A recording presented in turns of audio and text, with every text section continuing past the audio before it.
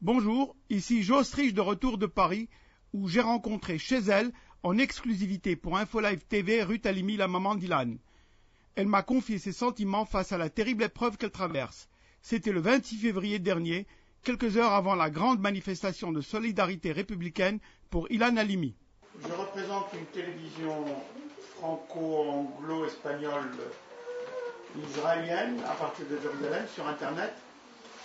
Comme moi, tous les téléspectateurs de InfoLive TV, tous les Israéliens sont très émus, tout comme toute la communauté juive de France. Où en êtes-vous aujourd'hui? Eh bien écoutez, je pense que la première des choses en ce qui nous concerne, en tous les cas déjà en tant que la maman d'Ilan et ses sœurs, on doit veiller à ce que toute la lumière soit faite à propos de cet horrible assassinat. C'était une exécution, l'exécution d'un juif, tout simplement parce qu'il était juif.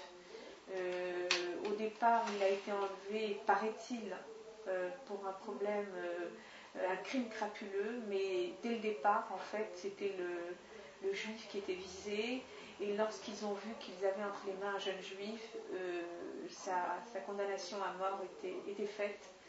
Et malheureusement, à la limite, je dirais qu'ils auraient pu seulement le tuer, mais là, ils l'ont lynché vivant. Et c'est quelque chose qui est intolérable aujourd'hui, en 2006 à Paris. C'est-à-dire que la violence est à nos portes et que n'importe quel être humain peut être assassiné dans des conditions horribles pour n'importe quelle raison de crapulerie. Et en fait, c'est de la haine gratuite. Mais là, ça a été votre fils, votre propre fils. Oui. Par crapulerie et aussi par haine juif. Oui, tout à fait. Je crois que depuis quelque temps, il y avait quelques attaques dans les milieux juifs et Ilan, malheureusement, est tombé dans le traquenard. C'est un guet-apens. Et bon, il y a 23 ans, il a fait peut-être une erreur, mais il l'a chèrement payé. Mais vraiment, il ne méritait pas cette mort. Je pense que c'est quelque chose d'insurmontable, c'est quelque chose d'épouvantable et ça ne devrait jamais plus être toléré. Il semble qu'il y ait une mobilisation générale de tout le judaïsme français et de toute la République française, à commencer par le chef de l'État, comme ça s'est avéré à la synagogue, comme la manif d'aujourd'hui, tout. Ça vous fait chaud au cœur? Écoutez, le mot n'est pas exact, mais disons que je pense que c'est la moindre des choses que la nation française se rend compte qu'elle a engendré des monstres. Ce sont des jeunes qui ont été dans des écoles laïques, qui sont français, même s'ils sont d'ethnie ou d'origine différente et de confession différente. Et il n'est pas possible qu'on puisse tolérer que des jeunes qui avaient en fait l'âge d'Ilan aient pu agir avec un tel sang-froid, une telle morbidité, une telle violence gratuite. Il y a quelque chose qui est très dangereux et qui risque de nous exploser à la figure. J'ai constaté un sentiment de peur générale chez les Juifs de France et chez les citoyens français en général. Partagez-vous ce sentiment? Avez-vous peur pour vos enfants et vos petits-enfants? Et bien sûr, je crois que maintenant tout est possible. Et au nom de quoi? Au nom de quoi? C'est un être humain qui a été assassiné, mais brutalisé, qui a été torturé pour rien, par méchanceté, par une haine gratuite constante, au nom parce qu'il est juif. Être juif, ça ne veut rien dire. Être juif, c'est avoir une confession différente, mais c'est un être humain. Et des jeunes qui tuent un de leurs semblables dans une telle violence, c'est qu'il y a un grave problème en France qu'il va falloir réviser et prendre des décisions drastiques. Il va falloir éradiquer ce mal. Mais le mal revient toujours, semble-t-il. On a un sentiment de retour aux années noires 40 de la barbarie nazie. Écoutez, malheureusement, maintenant, ça prend d'autres proportions, ça prend d'autres figures, et je crois que de tout temps, et il ne faut pas se résoudre à accepter que ce soit inévitable. On a les moyens de changer ça. Il faut se donner, la France doit se donner les moyens de changer cette violence et de trouver des solutions pour que plus jamais ça ne se produise une telle violence pareille. La solution ne serait pas Israël? Écoutez, la solution est Israël, parce que c'est notre pays. Je pense que de toute façon, ça va.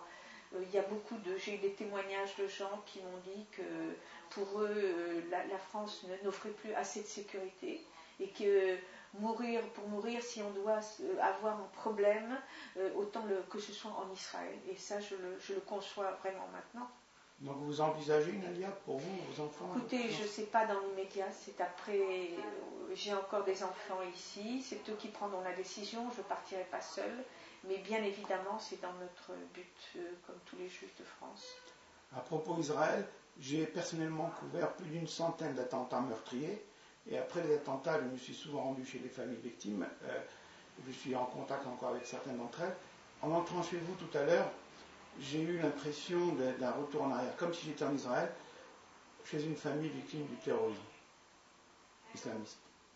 Bien oui, malheureusement, je ne pensais pas que Israël a été le théâtre d'horreur, et ça depuis des années. Comme l'a dit Sharon, ça fait un siècle que nous sommes sous le joug des terroristes. Maintenant, voilà qu'en France, en Europe, à Paris, dans une grande ville, la ville des Lumières, la terreur est là. Et donc il faut faire très attention et il faut que la nation française se réveille. Passons au chapitre le plus douloureux de notre entretien. Pouvez-vous nous parler d'Ilan? Ilan, c'était un bon garçon, c'était un amour. Mon fils s'est retrouvé chef de famille très tôt, tout petit, et il nous a pris sous son aile avec ses sœurs et moi. Moi, je pensais que c'était parce que c'était mon fils qu'il était exceptionnel, mais que ce soit ses amis ou ses employeurs m'ont fait part de l'image d'un malach. Il a toujours été adorable, respectueux envers l'être humain, respectueux avec les gens de quelle couleur de peau qu'ils soient. Je ne comprends pas pourquoi il a été sacrifié et sanctifié de cette façon. Quels souvenirs les plus affectueux garderez-vous de lui? Sa joie de vivre et son sourire et ses yeux qui vous enveloppent de tendresse et d'affection. C'est tout.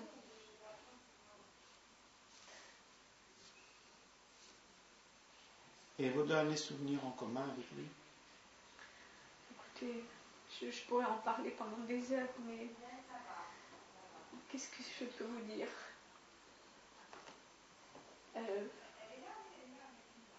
Que maintenant, ma vie, il y a une partie de ma vie qui est partie. Parce qu'il était tellement attentionné. Il y avait un tel respect à mon égard. Il y avait un tel amour à l'égard de ses sœurs.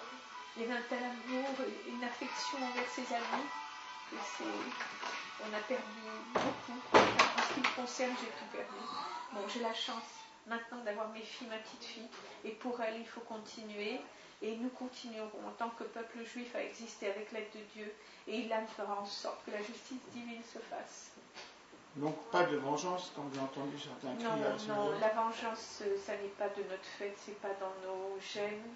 Le peuple juif n'est pas un peuple de vengeance.